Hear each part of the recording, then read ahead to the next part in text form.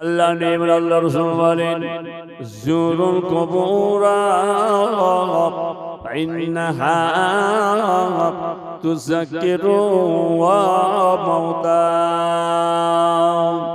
আল্লাহ নেবেন আল্লাহ রাসূল বলেন ও বলে থাকা আমার উম্মত উম্মতিরা, আমি নবী তোমাদের জন্য একটা আইন করে দিয়ে যাচ্ছি, আমি নবী তোমাদের জন্য একটা নেকি করে দিয়ে যাচ্ছি।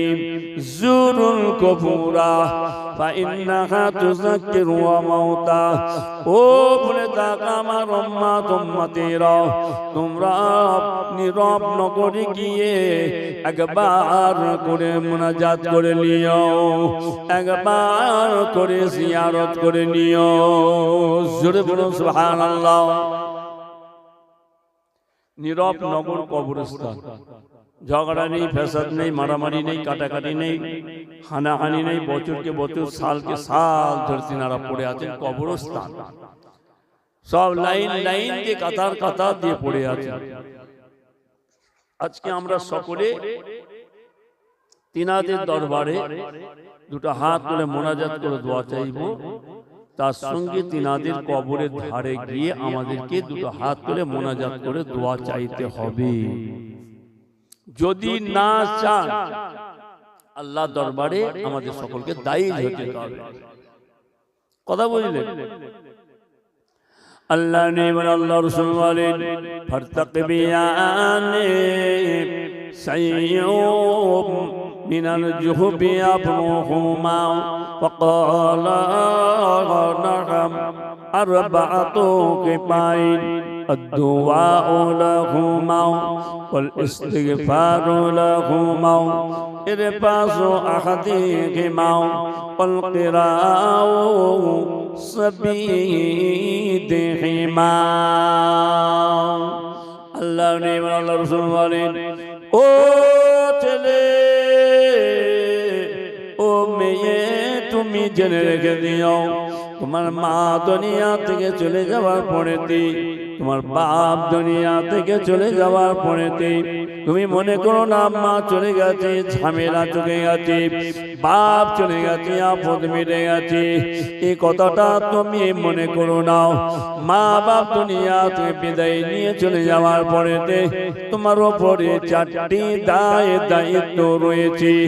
আর বাতুকে পাই আদুয়া লাহুমা ওয়াল ইস্তিগফারু লাহুমা ইরফাসু আহাদিহিমা ওয়াল কিরাউ সাবিদিহিমা। একবার জোরে বলুন সুবহানাল্লাহ। আর একটু জোরে হবে না? মা বাপ দুনিয়া থেকে চলে যাবার পরে মুরব্বীরা কবরে চলে যাওয়ার পরেতে মনে করবেন না মা চলে গেছে, আপদ মিটে গেছে, বাপ চলে গেছে, ঝামেলা চলে গেছে, এই কথাটা আমাদের মনে করলে হবে না। মা বাপের জন্য দুনিয়া থেকে বিদায় নিয়ে চলে যাওয়ার জন্য আমাদেরকে কি করতে হবে? আল্লাহ রাসূল বলছেন তোমার মা বাপ দুনিয়া থেকে চলে গেছেন, তার জন্য আল্লাহ দরবারে দুটো হাত তুলে মোনাজাত করে দোয়া চাইতে হবে। অনেকে বলে কি আপনার কবরের ধারে কেন যাবে, কিসের জন্য যাবে, কেন দোয়া চাইবে? দুটো হাত তুলে মোনাজাত করা মানে তো কবরবাসীর থেকে চাওয়া। কেন কবর জিয়ারত করবে? কবর জিয়ারত করা চলবে? চলবে না। যে লোকটা মারা গেছে, দুনিয়া থেকে বিদায় নিয়ে চলে গেছে, তিনার কবরের ধারে যাওয়ার কি দরকার আছে, কি যুক্তি আছে? কথা বুঝলেন? এই রকম ধরনের ভাষা কিছু আলেম ওলামা তারা ব্যবহার করে থাকে। তাদের কথা বাদ দেন, আমরা দাদা হুজুর পীর কেবলার সিলসিলা মানুষ, তিনার মুরিদ মুতাকিদিন, আমরা দাদা হুজুর কেবলার মুহিব্বিন, আমরা দাদা হুজুরের ভক্ত, আমরা দাদা হুজুর কেবলার সিলসিলার মানুষ, আমরা হাদিস মানি, কোরআন মানি, ইজমা মানি, কিয়াস মানি, আমরা চারটে জিনিস মানি। ওরা তো চারটে জিনিস মানে না, ওরা তো মানে দুটো, ওরা হাদিস মানে আর কোরআন মানে, ইজমা কিয়াস মানে না। আর আমরা চারটি জিনিস মানি, হাদিস, কোরআন, ইজমা, কিয়াস, চারটি জিনিস আমরা মেনে চলি। এই চারটি জিনিস থেকে আমাদের সবকিছু আমাদেরকে করে যেতে হবে। কথা বুঝতে পেরেছেন? তাহলে আমাদেরকে কবরের ধারে যেতে হবে। আল্লাহ রাসূল বলছেন কবর জিয়ারত করার জন্য। কবর জিয়ারত করলে কি হবে? মরণের কথা স্মরণ হবে, গুনার কাছ থেকে দূরে থাকতে পারবেন। আমরা আমাদের মনে কবরের কথা মনে হবে, আল্লাহর ভয় ডর আমাদের ভিতরে আসবে। কথা বুঝলেন? রাস্তা দিয়ে হেঁটে হেঁটে চলে যাচ্ছেন, একজনা মাথায় টুপি, দাড়ি, বড় জামা, তিনিও হেঁটে হেঁটে চলে আসছেন। এইদিকে আপনিও হেঁটে হেঁটে চলে যাচ্ছেন। যেতে যেতে দুইজনা ভাই সামনাসামনি হয়ে গেল, মুখোমুখি হয়ে গেল। উনিও এই দিক থেকে চলে আসলেন, ইনিও এই দিক থেকে গিয়ে দুইজনা সামনাসামনি মুখোমুখি হয়ে গেল। তখন আপনারা কি বলেন? কি বলে? জোরে বলে। সামনাসামনি হয়ে গেলে আমরা সালাম, তাই না? উনি আসছেন মাথায় টুপি দিয়ে, আমিও মাথায় টুপি দিয়ে যাচ্ছি, আর দুইজন সামনাসামনি হয়ে গেলে আরে আসসালামু আলাইকুম। উনি বলে ওয়ালাইকুম আসসালাম। সালাম বিনিময় হলো। আল্লাহ পাক আপনার উপর রহমত বর্ষণ করে। উনি বলছেন আমিও দোয়া চাইছি আল্লাহর দরবারে আপনার উপরে আল্লাহর রহমত হোক। কথা বুঝতে পেরেছেন? কত সুন্দর কথা আমার নবী পাক তিনি শিখিয়ে দিয়ে গেছেন।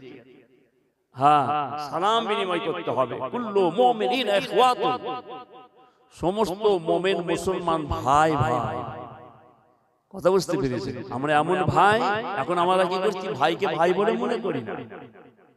বলে ভাইকে ভাই মনে করতে গেলে অসুবিধা। তার জন্য কি করতে হবে? আজকে তো সমস্ত দর্শক হাজির হয়েছেন আপনি, আর আমার বাড়িওয়ালা ভাই তাবারুকের ব্যবস্থা করেছে। আপনার দর্শক খেতে বসেন, খেতে বসানোর পরে কি হয়? সব যে যার মতন সব বাসন দিয়ে দেওয়া হলো, লাইন দিয়ে বসে গেল, সব খাওয়া দাওয়া শুরু হয়ে গেল। আর সব একটা একটা গিলাস, একটা একটা গিলাস। আগে এরকম ছিল? আই মুরব্বী ভাইরা বলেন, এরকম আগে ছিল একটা একটা গিলাস? আর এখন একটা একটা গিলাস হয়েছে কেন? আগে একটা জগ, একটা গিলাস, লাইন বসে গেল, একজন জগ নিয়ে একটা গিলাস দিয়ে লাইনে ঘুরছে। পানি খাবেন, পানি খাবেন, পানি দরকার হবে বলবেন, এই ভাই এক গ্লাস পানি দাও, পানি দিয়েছি, খাওয়া হয়ে গেল। আবার ভাই ভাই আমাকে এক গ্লাস দাও, ওই পানিটা এত ঢেলে ঢেলে। তাহলে একটা গিলাসে সবকিছু হচ্ছে তো? একটা গিলাসে সবাই খাচ্ছে তো? এখন বলছে না না না না না, ওনার জুটো খাবো না, ওনার জুটো খাওয়া যাবে না, গিলাস আলাদা দাও। তাহলে চিন্তা করে, তাহলে আমাদের ঈমানটা কত কমজোর হয়ে গেছে। আল্লাহ রাসূল বলছেন কুল্লু মুমিনিনা ইখওয়াতুন, তোমরা মুমিন মুসলমান সব ভাই ভাই। এ কথা বলেই আল্লাহ রাসূল বলছেন সুরুল মুমিনিনা সিফাউন, একজন মুমিনের ঝুঁটো আরেকজন মুমিন খাবে, তার জন্য হচ্ছে সিফা, দাওয়ায়ের কাজ হবে। আল্লাহ রাসূল বলছেন, জোরে বলুন সুবহানাল্লাহ।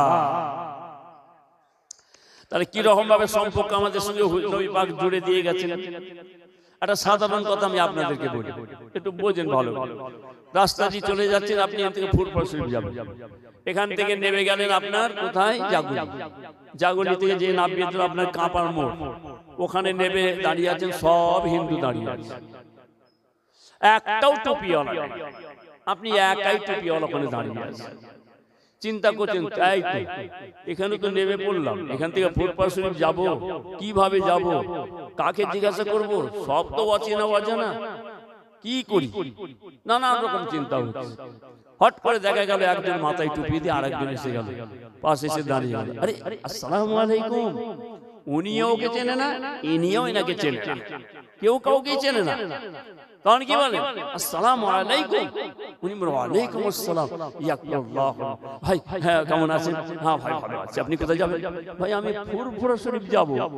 এখান থেকে কিভাবে ফুরফুরা শরীফ যাব, কি বাস চাপবো, কোথা থেকে কি নামতে হবে, এটা তো আমার জানা নেই। ওহো আচ্ছা আচ্ছা আচ্ছা, ঠিক আছে ঠিক আছে ভাইজান, আপনি কোনো চিন্তা করবেন, আমি বলে দিচ্ছি একটা একটা করে। তাহলে দেখুন কি সুন্দরভাবে তাদের সঙ্গে কথাবার্তা শুরু হয়ে গেল। এতক্ষণ চুপচাপ বুবা হয়ে দাঁড়িয়েছিল, সব অচেনা অজানা, কোথা কি কাকে সঙ্গে কি বলবো। আর যেই একটা মাথায় টুপি দিয়ে আরেকজন এসে গেল, দাঁড়িয়েওয়ালা মাথায় টুপি, ব্যাস সালাম বিনিময় হয়ে গেল। যেন মনে হয় যেন কত চেনা, যেন কতদিনের আমার আত্মীয়তা, কতদিনের যেন আমার মহব্বত ভালোবাসা।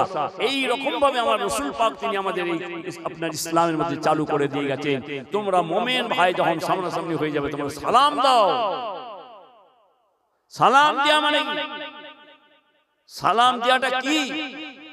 সালাম দেওয়াটা ফরজ না ওয়াজিব না মুস্তাহাব না সুন্নাত না নফল? সালাম দেওয়াটা কি? এই জোরে বলেন সালাম দেওয়া কি? সালামটা যে আমি দিলাম এটা সুন্নত না ওয়াজিব? বলেন, কথা বলেন। কেউ বলতে পারছেন না? জোরে বলেন। সালাম দিয়া ওয়াজিব। একটা কানে এলো ওয়াজিব, কে বললো সেটা আমি ধরতে পারলাম না। সালাম দিয়া ওয়াজিব নয়, সালাম দিয়াটা হচ্ছে সুন্নাত। একবার জোরে বলুন সালাম দিয়া। এই সবাই বলেন সালাম দিয়া। আর একটু জোরে বলেন সালাম দিয়া, জবাব দিয়া ওয়াজিব। শিখে নিলেন সব? আমি সবাইকে বলালাম কেন? আপনারা শিখে নিন। তার মানে সালাম দিয়াটা হচ্ছে সুন্নাত আর জবাব দিয়াটা হচ্ছে ওয়াজিব। আপনি যখন সালাম দিলেন সুন্নতের কাজ করে দিলেন, আর উনি যদি জবাব যদি না দেয় ওয়াজিব তরককারীর গুনাহগার হবে। তার মানে সালাম যদি কেউ দেয়, সালাম দেওয়ার পর আপনাকে সালামের জবাব দিতেই হবে, কোনো কথা চলবে না। না হুজুর আমার 5 বিঘে জমি মেরে দিয়েছে, যে আমাকে সালাম দিচ্ছে 5 বিঘে আমার জমি মেরে দিয়েছে, তারপরে আমার কাছ থেকে 5,000 টাকা নিয়ে গেল, বলো দিয়ে দেবো ভাই কালকে। কত কাল চলে গেল, সে টাকাটাও মেরে দিল, সেটাও দেয় না। হুজুর ওই ব্যক্তি এসে আমাকে সালাম দিচ্ছে, আসসালামু আলাইকুম, আমি কেন সালামের জবাব দেব? কেন সালামের জবাব দেব? কোনদিন দেবো না। 5 বিঘে জমি আমার মেরে দিয়েছো, 5,000 টাকা তুমি মেরে দিয়েছো, তোমাকে লজ্জা করে না? তুমি আমাকে সালাম দিচ্ছ। ও তো রেগে গিয়ে সালামের জবাব দেবো আমি? কোনদিন তো সালামের জবাব দেবো না। কথা বুঝতে পেরেছেন বাবাজি? সালামের জবাব কিন্তু আপনাকে দিতে হবে। যদি না দেন তাহলে কিন্তু আপনি ওয়াজিব তরককারীর গুনাহগার হয়ে যাবেন। সালামের জবাব কিন্তু আপনাকে দিতে হবে। উনি 5 বিঘে জমি মেরে দিয়েছে, আপনার জমি রেকর্ড করে নিয়েছে, আপনার টাকা মেরে দিয়েছে, আপনার নানা রকম টাকা পয়সা জমি আল ছেড়েছে, জমি বড় করেছে, অনেক জুলুম অত্যাচার করেছে। তার জন্য ওনার বিচার কিন্তু বসানো আছে কিয়ামতের ময়দানে। বিচার কিন্তু কিয়ামতের ময়দানে বসা আছে। এটা তো হকুন নাস। হকুন নাস বোঝেন? হকুন নাস সম্পর্কে জানা আছে? হকুন নাস আর হকুল্লাহ। হকুল্লাহ মানে আল্লাহর হক, আল্লাহর হক। আর হকুন নাস এটা হচ্ছে বান্দার হক। বুঝলেন? উনি যে টাকাটা মেরে দিয়েছে, 5 বিঘে জমি মেরে দিয়েছে, ওনার উপর জুলুম অত্যাচার করে। একজন রাস্তায় দাঁড়িয়ে আছে, চুপচাপ দাঁড়িয়ে আছে, তাকে বলে এই দাঁড়িয়ে আছিস কেন মাঝখানে? তুই রাস্তার উপর দাঁড়িয়ে আছিস কেন? কানটা ধরে শাট করে একটা চড় মেরে। কোনো অন্যায় নেই, কিছু নেই, ওই একটা চড় মেরে দিল। রাস্তা দাঁড়িয়ে আছে, কিসের জন্য মারলেন? কিসের জন্য মারলেন? ও ইন্নাল্লাহ মা'আস সাবিরিন। আল্লাহ বেঅন্যায় ভাবে আমাকে মেরেছে। আল্লাহ তুমি ওয়াহিদ আহাদ লা শুরীকা, আল্লাহ তুমি বিচার করো। এই বান্দাটা আল্লাহর কাছে বিচার দিয়ে দিল। এটা হচ্ছে হকুন নাস। কিয়ামতের ময়দানে তোমাকে আল্লাহ ধরবে, তুমি আমার বান্দাকে মেরেছিলে, কিসের জন্য মেরেছিলে, কেন মেরেছিলে? বেঅন্যায় ভাবে। আল্লাহ পাক সেটা মাফ করে দেবে, কিন্তু বান্দা যদি মাফ না করে, বান্দা যদি মাফ না করে, মাফ হবে না। এটা হচ্ছে হকুন নাস। ওই 5 বিঘে জমি মেরে দিয়েছে, কথা বুঝতে পেরেছেন? সব কিন্তু কিয়ামতের ময়দানে আল্লাহ পাক বিচার করবেন। হকুন নাস মানে বান্দার হক, আর হকুল্লাহ মানে আল্লাহর হক। আল্লাহর হক আদায় করতে গেলে কি করতে হবে? নামাজ পড়া ফরজ, রোজা রাখা ফরজ, হজ করা ফরজ, যাকাত দেওয়া ফরজ, তাসবিহ তাহলিল করা ফরজ। এই যে নামাজ, রোজা, আমল, জিকির ফিকির সব ফরজ, যেগুলো সেগুলো করা মানে আল্লাহর হক আদায় হয়ে গেল। কিন্তু বান্দার হক আদায় হবে না। বান্দা যতক্ষণ পর্যন্ত আপনাকে না মাফ করছে, ততক্ষণ পর্যন্ত আল্লাহ মাফ করবেন না। কথা বুঝতে পারলেন? আর একটু খুলে বলে দিন, মানুষজন হজ পাকে যায়, মক্কা শরীফে যায়, মক্কা শরীফে যাওয়ার আগে সে হাজী সাহেব কি করে বলুন তো? প্রত্যেক বাড়ি বাড়ি যায় কিনা? আত্মীয় বাড়িতে যায় কিনা? গ্রামবাসী পাড়া প্রতিবেশী বাড়িতে যায় কিনা? যে কি বলে, ভাই কালকে আমি মক্কা শরীফে বেরিয়ে যাচ্ছি, ভাই ভাই আমি কালকে মক্কা শরীফে বেরিয়ে যাচ্ছি, হজ আদায় করতে যাচ্ছি। হাতটা ধরে নিয়ে, ভাই যদি আমি আপনার সঙ্গে কোনো রকম বেয়াদবি করে থাকি, কিছু একটা অন্যায় করে থাকি, আপনি আল্লাহর রাস্তায় মাফ করে দেন, আপনি মাফ করে দেন। কি বলে কিনা? এরকম বলে কিনা আপনাদের দিকে? হ্যাঁ, এটা তো হক নাস। ওই ব্যক্তির উপরে যদি হক নাস চেপে থাকে, তাহলে কিন্তু ওই আপনার ঝুলে রইল না, কিয়ামতের ময়দানে বিচার হবে। কথা বুঝলেন? আর হকুল্লাহ এটা কোনো ব্যাপার না, আল্লাহর কাছে কাটা কাটা করবেন আল্লাহ। কথা বুঝলেন? তাহলে ওই ব্যক্তিকে আপনি যে সালামটা দিলেন, সালামে কিন্তু জবাব দিতে হবে। ওটা হচ্ছে ওয়াজিব, ওয়াজিব তরকারি গুনাহ হবে। ওখানে বিচার জন্য আল্লাহ বিচার করবেন, ওটা রাখা আছে। কিন্তু এখানে যখন আপনাকে সালামটা উনি দিয়ে দিয়েছেন, সালামের জবাব দিতে হবে, তা নাহলে আপনি ফের ঘুরিয়ে ওয়াজিব তরকারি গুনাহগার হয়ে যাবেন। বুঝলেন? এইবারে রাস্তা দিয়ে চলে যাচ্ছেন, যেতে যেতে যেতে যেতে দেখতে পাওয়া গেল সামনে একটা কবরস্থান পড়ে গেল। ওই কবরস্থানে কে শুয়ে আছে? মা বাপ, নানা নানি, দাদা দাদি, ভাই বেরাদার, আত্মীয় স্বজন, ভাই বোনেরা দুনিয়া থেকে বিদায় নিয়ে চলে গেছেন, কবরবাসী হয়ে গেছেন। তেনারা সব কবরবাসী হয়ে গেছেন, কবরে শুয়ে আছে। লাইন লাইন দিয়ে কাতার কাতার দিয়ে সব শুয়ে আছেন। আপনি রাস্তা দিয়ে চলে যাচ্ছেন, যেতে যেতে ওই কবরের দানে দিকে লক্ষ্য করে আপনি কি বললেন? আপনি সালাম দিয়ে দিলেন, আসসালামু আলাইকুম ইয়া আহলাল কবুর, আসসালামু আলাইকুম ইয়া আহলাল কবুর, আসসালামু আলাইকা ইয়া ওলিউল্লাহ। কবরের ধারে গিয়ে যখন সালামটা দিয়ে দিলেন, কবরে কাকে সালামটা দিলেন? আপনি তো সুন্নতের কাজ করে দিলেন, সালাম দেওয়া মানে সুন্নতের কাজ করলেন, তাহলে ওয়াজিবের কাজটাকে করবি। তাহলে কবরের ধারে গিয়ে সালামটা কাকে দিলেন? কবরবাসীকে দিলেন না কবরের উঁচু মাটির ঢিপিটাকে সালাম দিলেন? এই কাকে সালাম দিলেন? জোরে বলেন। তাহলে কবরবাসীকে সালাম দিয়েছেন আপনি।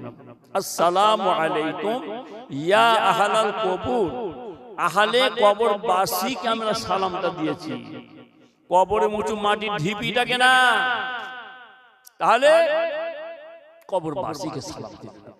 আসসালামু আলাইকুম ইয়া আহলাল কবুর, যখন সালামটা দিয়ে দিলেন, দিয়া সঙ্গে সঙ্গে কবরে যদি লাশ থাকে, লাশ যদি না থাকে, যদি কবরে যদি হাড় হাড্ডি থাকে, হাড় হাড্ডি, কবরে হাড় হাড্ডি যদি না থাকে, ওইটা যদি চূন হয়ে যদি মাটির সঙ্গে মিশে যায়, তখন আপনি সালামটা দিলেন, দিয়া সঙ্গে সঙ্গে কবরে মাটিতে সালামটা দিয়ে আঘাত করলো।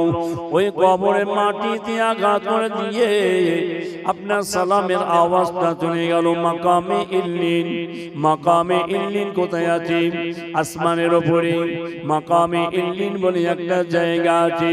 ওখানে সমস্ত মানুষ যখন মারা যায়, দুনিয়া থেকে বিদায় নিয়ে চলে যায়, তিনাদের সকলের রূহ গণেরা মাকামে ইল্লিনে জমা হয়ে থাকে।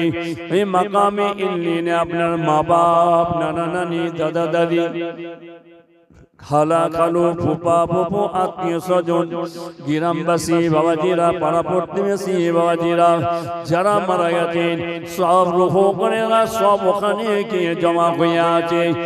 এখানে আপনি যখন সালামটা দিয়ে দিলেন, সালামের আওয়াজটা ওই মাকামে ইল্লিনে চলে গেল। মাকামে ইল্লিনে যাওয়া আর সালামের আওয়াজ যাওয়ার সঙ্গে সঙ্গে সমস্ত আল্লাহর বান্দা বান্দিরা, আপনার মা বাপ, নানা নানি, দাদা দাদি, আপনার গ্রামবাসী, পাড়া প্রতিবেশী গণেরা, ভাই বোন গণেরা, জওয়ান যুবক ভাইয়েরা, যুবতী কুমারী মা বোনেরা রাস্তা দিয়ে হেঁটে হেঁটে চলে যাচ্ছেন, রাস্তা দিয়ে ঠকঠকে দুম করে পড়ে গেল। ইন্না লিল্লাহি ওয়া ইন্না ইলাইহি রাজিউন। উনি আপনার মারা গেলেন, ওদের লাশ সব সব কবরে শোয়ানো আছে, কিন্তু রূহগণেরা সব কিন্তু মাকামে ইল্লিনে জমা হয়ে আছে। ওখানে সালামের আওয়াজটা চলে গেল, ওখান থেকে ওনারা ওয়া আলাইকুমুস সালামের জবাব দিয়ে দিল। ওয়া আলাইকুমুস সালামের জবাবটা কবরের মধ্যে এসে গেল। কবর থেকে সালাম দেনেওয়ালার কাছে ওয়া আলাইকুমুস সালামের জবাবখানা সঙ্গে সঙ্গে এসে গেল। জোরে হবে না? আর একটু জোরে বলুন সুবহানাল্লাহ। কথা বুঝলেন? এখানে এত আপনারা সবাই বসে আছেন, বলুন আল্লাহর দিকে চেয়ে এবার বলুন, সালামের জবাবটা যখন আসলো আপনারা শুনতে পেয়েছিলেন? সালাম তো আপনারা দিয়েছেন, সুন্নতের কাজ করেছেন, আর জবাব দেওয়াটা তো ওয়াজিব। সালামের জবাব কিন্তু ওনারা দিয়েছেন। আমরা বলেন আল্লাহর দিকে চেয়ে বলেন, একজন হাত তুলে বলেন যে হ্যাঁ হুজুর কবর থেকে আমি সালামের জবাব শুনতে পেয়েছিলাম। কি আছে হাত তুলে বলেন না গো? আছে কে আছে? কেউ না। এই সুদ খেলে সালামের জবাব শুনতে পাবে? জোরে বলে। সবাই কি সুদ খেয়ে বসে আছে নাকি? দু তিনজন বলছেন না, আর যারা চুপ করে আছে সব গন্ডগোল নাকি বলেন তো? বলে হুজুর আর বলবেন না, সুদ খাই না, সুদের হাওয়াটা মাথার উপর দিয়ে বয়ে যাচ্ছে। সুদ খাই না, সুদের হাওয়াটা মাথার উপর দিয়ে বয়ে যাচ্ছে। এই গ্রামে যখন আমি প্রথম ঢুকি তখন কিন্তু বেশিরভাগ সব মাটির বাড়ি, সব গরিবি হাল, অবস্থা ভালো না। এখন আল্লাহর রহমতে বহুত পরিবর্তন, ঘর বাড়ি বিল্ডিং জমি জায়গা সব আস্তে আস্তে আল্লাহর রহমতে অনেক পরিবর্তন। ঠিক না বেঠিক বলেন তো জোরে? ঠিক তো? যাকে আল্লাহ যত দেয় তার হাহাকার মেটে না। হক হালালের উপরে যে ইনকাম করছিল, করতে করতে করতে করতে দেখছে আর হচ্ছে না, এবার বেলাইন থেকে টাকা টানো, জমি বন্ধক দাও, লাখ লাখ টাকা তুলে দাও, গাছে মৌল হয়েছে ফুল হয়েছে দেখিয়ে দাও, বিক্রি করে দাও, বাগান বিক্রি দাও, লক্ষ লক্ষ টাকা দিয়ে দাও। তারপরে জমি ধানটাকে দেখিয়ে দিল, এত ধান হয়েছে, যাও দিয়ে দাও, টাকা দিয়ে দাও, আগাম টাকা সব দেওয়া হয়ে গেল। এটা কি হালাল হবে বাবাজি? হালাল হবে তো? জমি বন্ধক দিলে কি হবে? হারাম হবে না হালাল হবে? কথা বলছেন না কেন? সবার মুখে শুনতেছে, জোরে বলুন, জমি বন্ধক দিলে হারাম হবে না হালাল হবে? হক কথা বলবে না বাবাজি? মাথায় টুপি দিয়ে বসে আছে, দেখে যেন মনে হচ্ছে সব একটা ফেরেশতা, সব ফেরেশতা বসে আছে। কত সুদের টাকা নিয়ে বসে আছে, ভেতরে ভেতরে আল্লাহ জানে। হ্যাঁ, আল্লাহ রসুল এই কথাটা 1400 বছর আগে বলে গেছেন বাবাজি। আর সেই জিনিসটা আজকে আমাদের গ্রামের মধ্যে, আমাদের মুসলিম পাড়ায় বেশি বেশি হচ্ছে। মুসলিমদের জন্য সুদ খাওয়া হালাল হবে? জোরে বলেন। আর বেঈমান কাফেররা তারা সুদ খাবে, ওদের জন্য হালাল। আমি বলে দিই, আল্লাহ রাসূল বলেছেন আদ-দুনিয়া ওয়া সিজনুল মুমিনিন ওয়া জান্নাতুল লিল কাফিরিন।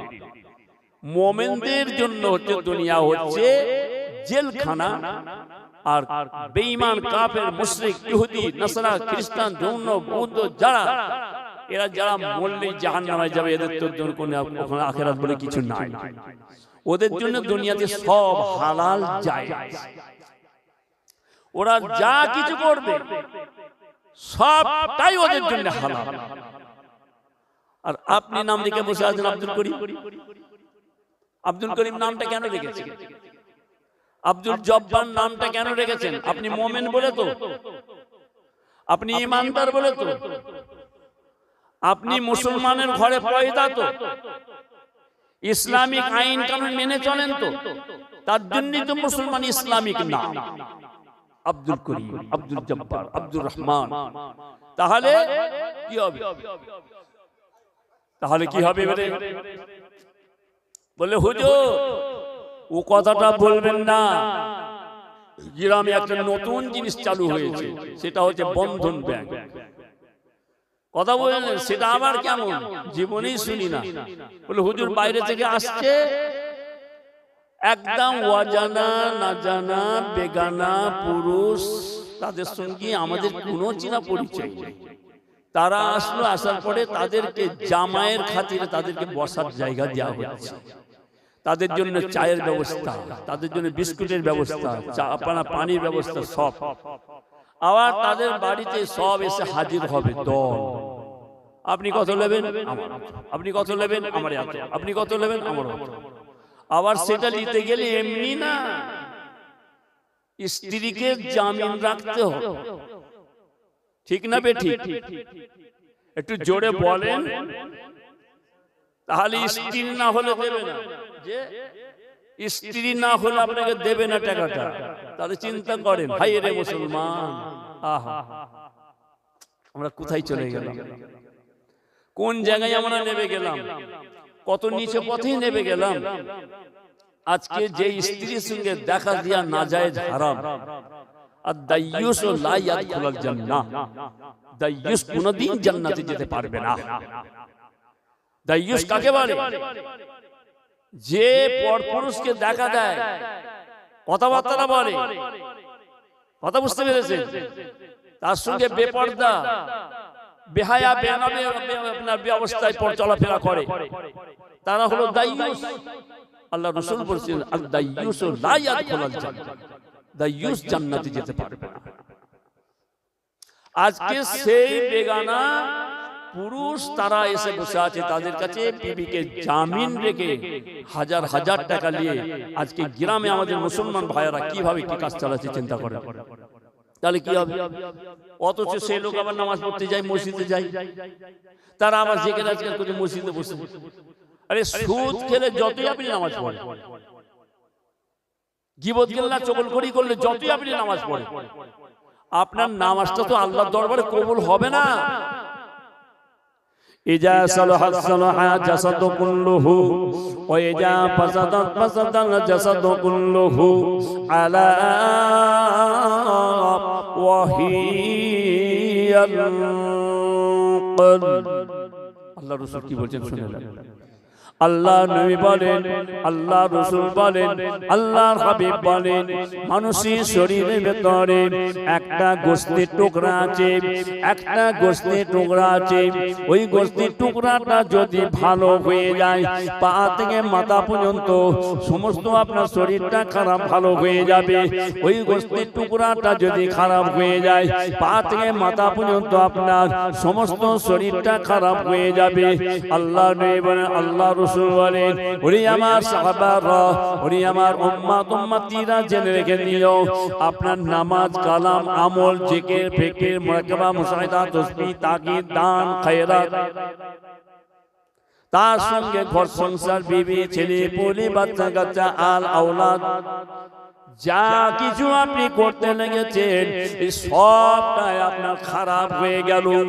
আল্লাহ নবী ওই গোশতের টুকরাটা আপনার খারাপ হয়ে গেছে, আলা ওয়াহিয়াল কলব, কলবটা আপনার খারাপ হয়ে গেছে, সবটাই আপনার খারাপ হয়ে গেছে। আলা ওয়াহিয়াল কলব, এটা যদি ভালো হয়ে যায়, ওই গোশতের টুকরাটা যদি ভালো হয়ে যায়, আপনার নামাজ, কালাম, আমল, জিকির, ফিকির, মুরাকাবা, মুশাহিদা, তাসবিহ, তাকিদ, যা কিছু আপনি করছেন, দুনিয়াদারি, দিনদারি, চাষ আবাদ, বিবি, ছেলে পুলে, বাচ্চা কাচ্চা, আল আওলাদ, দুনিয়াদারি, সবটা আপনার ভালো হয়ে যাবে। জোরে বলুন সুবহানাল্লাহ। আর একটু জোরে হবে না? কথা বুঝলেন? সবটাই আপনার ভালো হয়ে যাবে। সেই গোশতের টুকরাটার নাম আল্লাহ রাসূলের দিকে লক্ষ্য করে সাহাবা বলেন, ইয়া রাসূল, এই গোশতের টুকরাটার নাম একটু বলে দেন ইয়া রাসূলুল্লাহ। আল্লাহ নবী তখন কি বলেছিলেন? আলা ওয়াহিয়াল কলব, সেই গোশতের টুকরাটার নাম হচ্ছে কলব।